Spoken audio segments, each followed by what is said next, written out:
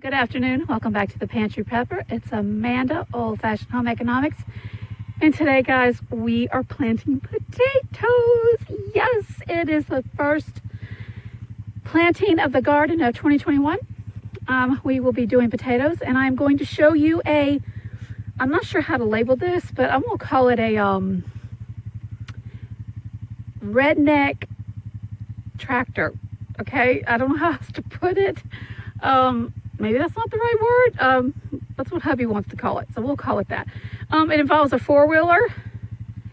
It involves a homemade implement for a plow that you would find on the back of a regular tractor if we had one, which we don't, as well as two large cement blocks. So let me get in the garden and show you exactly how we plow our field, or excuse me, you can see it's actually our garden. It's pretty darn big. But how we plow the area for the potatoes to get the right kind of depth that we actually need. All right, guys, I'm taking you into the garden. We only plow the garden up as we need it. And right now, the only part that's going to be planted are the actual potatoes. So that's the only part that's been tilled up. We do have a tiller, which is right there. And to plant these potatoes, we also use, like we said, a four-wheeler, an implement, and cedar blocks. Yeah. Now right here is where we'll till up later for the broccoli. The broccoli won't be planted for another month, at least another month. Okay, let me show you exactly what he's doing right here. As you can see, it's already been tilled up with the tiller. Hold on, Richard, hold on. This is what we're gonna do. Let me show you what it involves. Involves the four-wheeler. On the back of it is a homemade, what would you call that? Spade, a homemade spade, I guess that's it. It's connected to the four-wheeler, and on that we have two cinder blocks, which gives it the weight to actually make the furrows.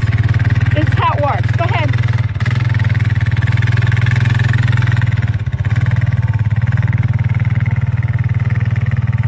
This is making the furrows, whatever you want to call it, to actually plant the potatoes in. And it does it at a good enough depth that we can actually plant these potatoes really well. So what he does, he goes from one end to another, like he's doing right now. And let me show you what we have to do next after this process. So let me go ahead and show you what it looks like. There you go, perfect straight rows. He's got 1, 2, 3. This is the third one. Now what we have to do is to unscrew this implement right here. Well, first of all, these cement blocks have to be taken off, put on the back of the four-wheeler, and then he has to take this off, and this has to be packed back all the way back down there, or he could put it on the back of the four-wheeler, whatever, and ride back down and do it again. Now, I'm not so sure this is the easiest way to do this, because you have to keep taking this on and off, and you have to put these blocks on and off. But it's better than using a plain old hoe to dig them. It makes them beautiful uniform. Actually, we can get this done really fast, because all we'll have to do is go drop the potatoes, which we'll do in a minute, and then fold the dirt over. So I'll show you that in a minute. But yeah, this is a homemade tractor. I don't know what you want to call it. Y'all, we're using what we got. That is the claim of the day, to use what you've got. See, he has to take this and pack it all the way back down there. It's not that far. And then he'll have to hook it back up to the four-wheeler again. He's going to put it exactly where he wants it for the next row. He's very particular. He's much more particular than I am. He wants it so many feet, and he's a perfectionist. Anyway, he's going to come back down, get on this, and do it again. Let's see. Okay, he's just going to take the four-wheeler. I don't know, what is he doing now?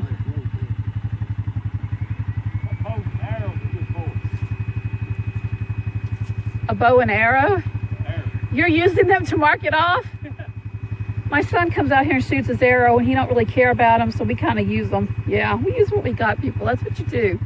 He knows where to stop and start because of the color on them. I won't go into that. My son's almost 22. We won't go any further. Okay. Anyway, let's watch him go back down. And like I said, we only till up what we need as we need it instead of doing it all at one time, because you have to go backtrack and do it again anyway. So yeah, we're not tilling the whole thing. So anyway, he'll go back to where he wants to go again. And trust me, he's got this measured perfectly. He's like very meticulous about this stuff. I actually, this is our third year doing this, and I did this last year. My rows were S's. So he kind of likes doing this himself. Yeah. Anyway, he's going to go back down here and put his little implement back on it. Yeah, put that implement back on it. Screw it on, go back and make another furrow. Okay, he's throwing the bricks back down. He's going to screw the implement back in. Just like he did earlier. It was already screwed in when I showed you the first time. I'll put it on that back part right there. All these little pieces. Show me the pieces. Put it back on. Then he's got to remember, after he tightens it, to take those tools and put them on top of the four-wheeler, because we lost a wrench a minute ago and had to go digging through what he had already plowed. Yeah, there you go. He's just taking his two blocks and putting them back on his little homemade implement, which gives it the weight to make the furrows that go down. Now, he'll go ahead and make another furrow for the potatoes. Now, is this actually better than using a shovel or a spade, a hoe, whatever? I don't think it is. What? You're losing your arrow. Yeah, that's it. He watches his arrow to know where he's supposed to be going, to keep it straight. He's got it so far. But anyway, I tell you what this little tool does. It helps with the back. I know he's lifting a lot of stuff, but when you have to do that much shoveling for the amount of potatoes we're planting, I guarantee you this is a lot less wear and tear on your body. And as we get older, we need to try to find other ways. If we still want to garden, which we love our potatoes, y'all, we could just eat them all the time. We need to be able to find a way to do the gardening with less effort. We can't afford a tractor, which would be, it'd be nice. Who kidding? If someone gave me a tractor, I'd take it in a heartbeat. But since we don't have a tractor, we use what we can. And right now, that little tool right there is helping a lot. So let me go ahead and get the rest of these done, which we will do probably all the way across. I have my bags of potatoes over there, and I have the potatoes I showed you in the previous video that we saved. We're going to be using them. Decided not to eat them, but we want to plant them to make sure that we have been able to actually keep seed for a whole year, which is the whole goal of this. So I want to show you the potatoes that we're planting. These are the ones that are from the previous video, which I'll link up above. The potatoes that we had that lasted. He cut one of the potatoes open to see how they looked inside. They're perfectly fine. We are going to plant these potatoes whole. We did last year. We found that we had better success rate. I don't know if we plant them whole, even though you can cut these up into different sections and plant each one of these eyes, but we're just doing it this way because we've had better success. The other potatoes that we are planting, I picked these up literally at the last week of January at Tractor Supply. These are the seed potatoes that you get from Tractor Supply. And what stinks about this is that these are 4 pounds, and they're 4 pounds for $5.99. Last year they were 5 pounds for $4.99. They took away a pound and they added $1.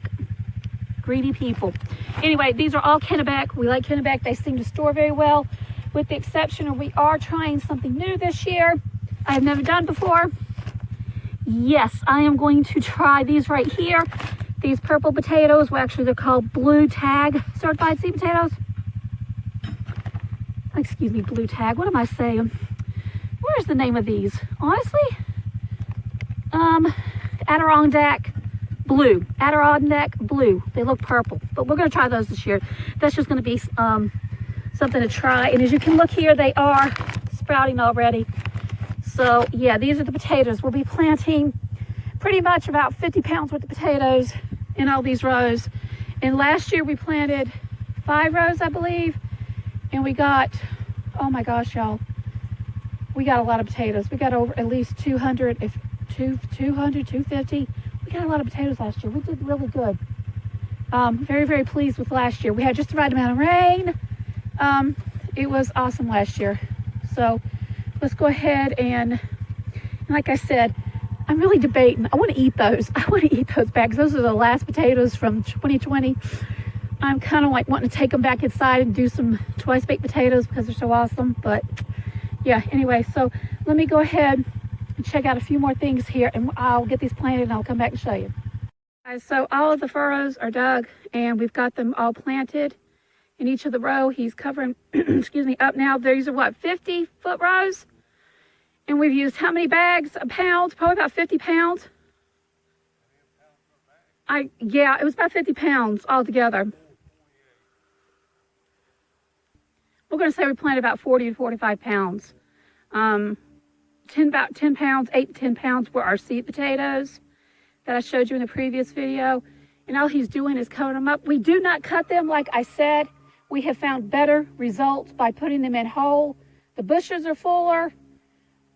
There's more potatoes. I don't know what it is. A lot of people cut these in halves. They can split that potato several times, but planting them whole has just worked for us. So y'all do whatever you guys do, but like I said, we just do it this way. So we're actually we've got one other row right here that needs to be planted, and we're going to make another row right here. So we're looking at about 60 pounds of planted potatoes, but we've run out of seed, so I have got to go run and pick up some more seed because we could stop here, but we've already got these done. And in my estimation, you can't ever have enough potatoes. So let me go ahead and go get them potatoes. We'll be back and I'll show you the finished product after we did this. And by the way, we've been taking breaks all day. This would probably take us about 2 hours to do all this. That's including that. Yeah, so anyway, let me go ahead and get those potatoes and we'll be right back. Hey guys, this is the last of the potatoes. The way we figured it, we probably got about 50 pounds, which is double what we did last year at 25. It's much bigger because actually last year we had these rows were peas, which we didn't do this year because we didn't want to do them. The peas were good, but yeah, and that will be broccoli eventually when the plants come up.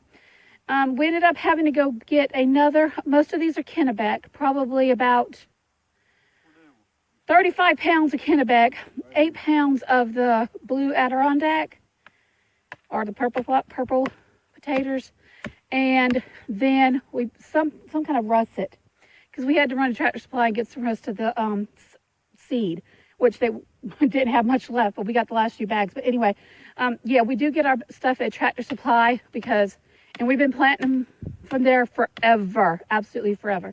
So anyway, this is how the garden goes. Like I said, we did 25 last year. We're doing 50 pounds this year. Lord willing, we get more. We do plant them whole. It's easier. We get a better yield from them. Yeah, so anyway, this is our garden. Beginning of 2021, Lord willing, it will produce because we like potatoes. Yes, so much you can do with them. Anyway, you guys have an awesome day, and thank you so much for stopping by the Pantry Prepper. Y'all, keep those pantries prep, either with your garden, store, however you can do it. Don't matter, as long as you do it. You guys have an awesome day. God bless.